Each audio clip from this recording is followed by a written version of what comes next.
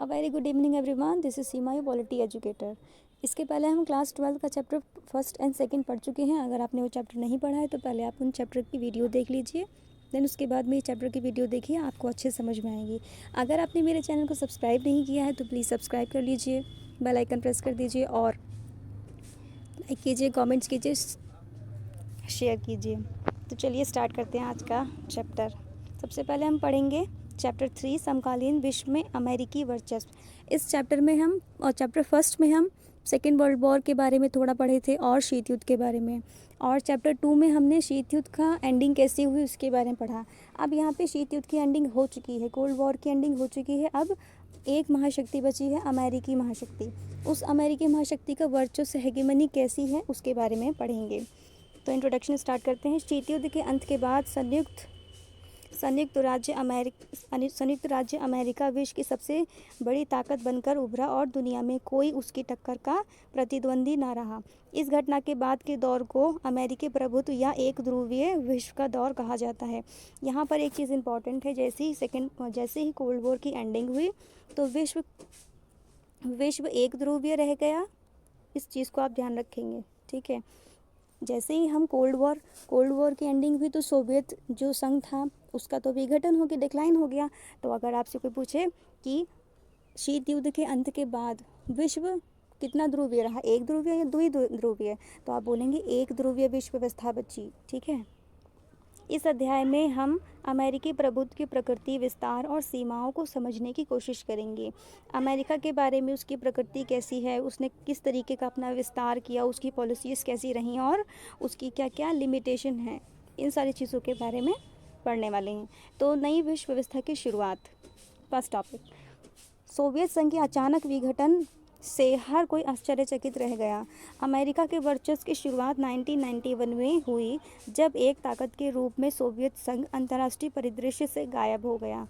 अब देखिए यहाँ पर एक चीज़ और, जैसे ही 1989 में शीत युद्ध की एंडिंग हुई और पूरी तरीके से 1989 में बर्लिन की दीवार गिर गई थी, तो यहाँ से शीत युद्ध का अंत जान पड़ता है। और 1991 में क्या हुआ, इसकी शुरुआत में अमेरिका एक ध्रुवीय ताकत रह गया तो उसने अपना असर दिखाना भी स्टार्ट कर दिया, ठीक है।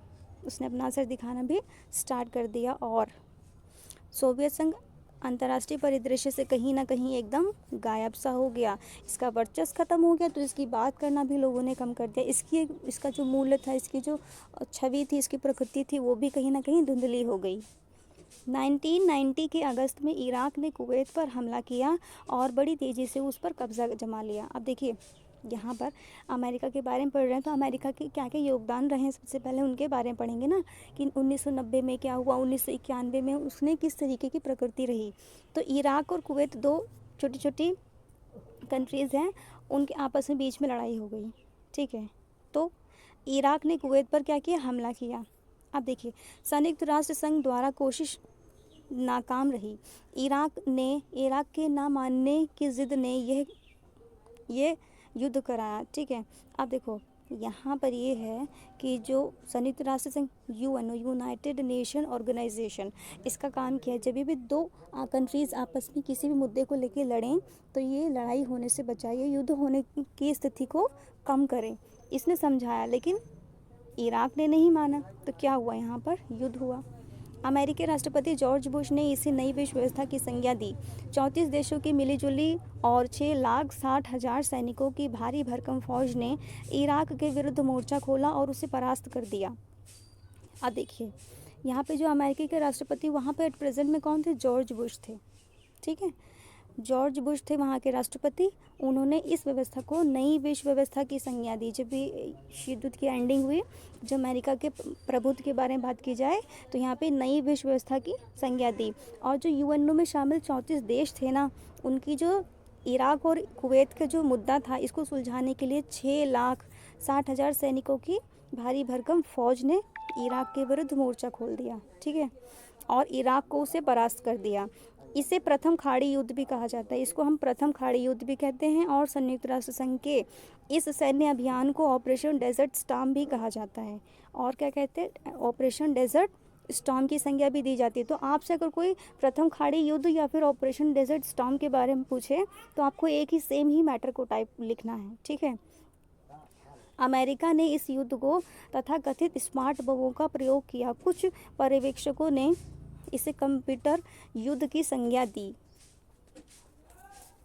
क्लिंटन का दौर। प्रथम खाड़ी युद्ध जीतने के बावजूद जॉर्ज बुश 1992 में डेमोक्रेटिक पार्टी के उम्मीदवार विलियम जेफरसन बिल क्लिंटन से राष्ट्रपति पद का चुनाव हार गए। अब हम लोग देखिए यहाँ पर ये पढ़ चुके हैं कि यहाँ पर इराक और कुवैत की जो लड़ाई थी उसमें क्या हुआ, कौन जीता और किस मुद्दे पर किस तरीके की कार्रवाई की गई। लेकिन अब यहाँ पे हम क्लिंटन के दौर के बारे में पढ़ने वाले हैं, ठीक है। तो जॉर्ज बुश एट प्रेजेंट में जब कुवैत और इराक की युद्ध हुआ तब वहाँ पे थे, और अब बिल क्लिंटन आ गए जॉर्ज बुश की जगह पर, ठीक है। तो 1992 में डेमोक्रेटिक पार्टी से रिलेटेड ये थे, ठीक है। और विलियम जेफरसन बिल क्लिंटन राष्ट्रपति पद से चुनाव हार गए।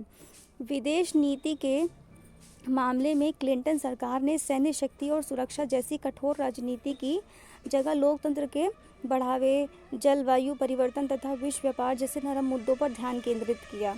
यहाँ पर क्या हुआ, जॉर्ज बुश जो 1992 में की डेमोक्रेटिक पार्टी के उम्मीदवार थे ना, विलियम जेफरसन बिल क्लिंटन से राष्ट्रपति पद का चुनाव हार चुके थे, ठीक है, क्योंकि उन्होंने जलवायु परिवर्तन, विश्व व्यापार जैसे जो नरम मुद्दे थे उस पर ध्यान केंद्रित नहीं किया था, और जेफरसन बिल क्लिंटन ने क्या किया था, इन मुद्दों पर ध्यान केंद्रित किया था, तो जनता को अपनी तरफ आकर्षित किया और उन्होंने वोट गेन किए।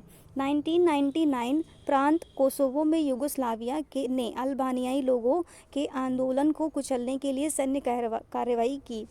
अब देखिए, कोसोवो में एक यूगोस्लाविया है, कोसोवो में एक क्या है, यूगोस्लाविया है।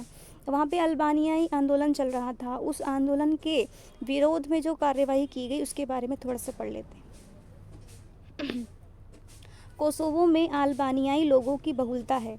जवाब में अमेरिकी नेतृत्व में नाटो के देशों ने यूगोस्लाविया क्षेत्रों पर 2 महीने तक बमबारी की और कोसोवो पर नाटो की सेना काबिज हो गई। देखिए यहाँ पर 1992 में जो कोसोवो में यूगोस्लाविया था, उस यूगोस्लाविया में जो अल्बानियाई लोग थे ना, उन्होंने आंदोलन छेड़ दिया था और वहाँ पे अल्बानियाई लोगों की बहुलता थी, यानी कि वो क्वांटिटी में ज़्यादा थे, ठीक है। तो क्या हुआ, इसी अल्बानियाई लोगों की जो आंदोलन था उसे कुचलने के लिए क्या किया गया, वहाँ पर 2 महीने तक बमबारी की गई और इस युद्ध को, इस आंदोलन को कुचल दिया गया, ठीक है।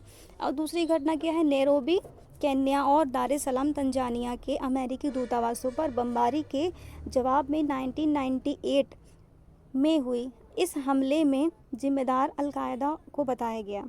अब देखिए, एक हमला और हो गया तंजानिया, और एक घटना नैरोबी केन्या और दार एस सलाम तंजानिया के बीच में हुआ, ठीक है। और वहाँ पे क्या गया, अलकायदा और जो तालिबान थे उनको इसका जिम्मेदार ठहराया गया। और इस ऑपरेशन, इसके जवाब में जो ऑपरेशन किया गया उसको बोलते हैं ऑपरेशन इनफाइनाइट रीच। अंतर्राष्ट्रीय कानूनों की परवाह किए बिना सूडान और अफ़गानिस्तान के अलकायदा के ठिकानों पर कई बार क्रूज़ मिसाइल से हमले किए गए। जो यहाँ पे अफ़गानिस्तान में अलकायदा और तालिबान के जो ठिकाने थे ना, उनको जड़ से उखाड़ा गया। अब 9/11 की घटना पढ़ते हैं बच्चों। ये 9/11 की घटना मोस्ट इम्पॉर्टेंट, बहुत ज़्यादा एग्ज़ाम्स में आती है, तो आप इस कंटेंट को अच्छे से प्रिपेयर करके जाइए एग्ज़ाम के पर्सपेक्टिव से, और इसको पूरा स्टोरी टाइप समझ लीजिए, पहले क्या हुआ, फिर क्या करना है, उसके बाद क्या हुआ, ठीक है। चलिए पढ़ते हैं। 11 सितंबर 2001 के दिन विभिन्न अरब देशों के 19 अपहरणकर्ताओं ने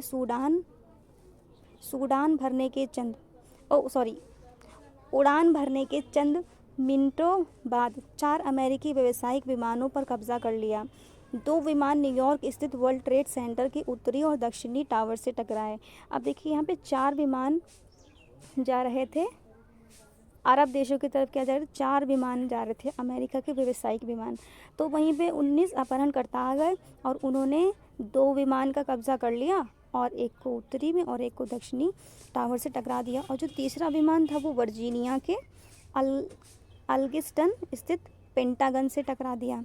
ठीक है, और यहाँ पर एक पेंटागन क्या है ये आपको याद रखना है। पेंटागन अमेरिका रक्षा विभाग का क्या है, मुख्यालय है।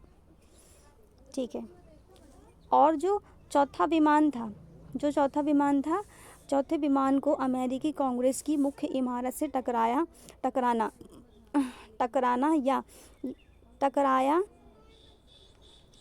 था, लेकिन वह पेंसिल्वेनिया के एक खेत में गिर गया। ठीक है, पेंसिल्वेनिया के खेत में गिर गया। हार इस मामले को 9/11 कहा जाता है। अब यहाँ पे 9/11 इसलिए कहा जाता है, पहले 9 आया फिर 11 आया। इसका मतलब है अमेरिका में पहले मंथ लिखा जाता है। ठीक है, और डेट बाद में लिखी जाती है। इंडिया में पहले डेट लिखी जाती है, बाद में मंथ लिखा जाता है। अब जॉर्ज डब्ल्यू बुश राष्ट्रपति थे, जो H.W. बुश के पुत्र थे।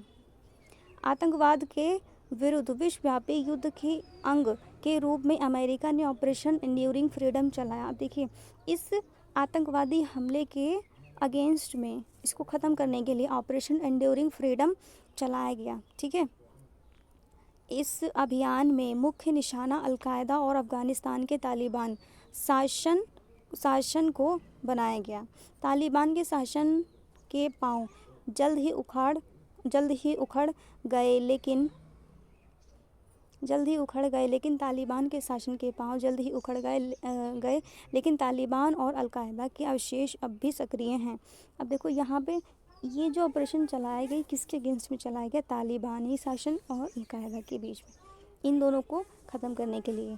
और तालिबान को तो जड़ से उखाड़ दिया गया, लेकिन इन लोगों के जो अवशेष हैं, यानी कि इन लोगों ने जिन लोगों को ट्रेनिंग दी थी, कुछ भी ऐसे भी आतंकवादी रह गए हैं जो अभी भी आतंकवादी हमले करते हैं। ठीक है, गिरफ्तार लोगों को अलग अलग देशों में भेजा गया और उन्हें खुफिया जेल खानों में बंदी बनाकर रखा गया। संयुक्त राष्ट्र संघ के प्रतिनिधियों तक को इन बंदियों से मिलने की अनुमति नहीं दी गई। अब देखिए, जो ये अलकायदा तालिबान के जो आतंकवादी थे, इनको काला पानी जेल की सज़ा दी गई, वहाँ पे चुपचाप इनको बंद कर दिया गया।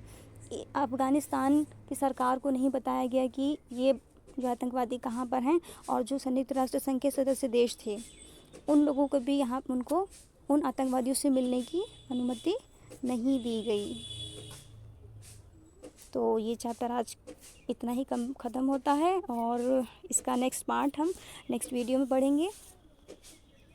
Thanks for the watching, good bye.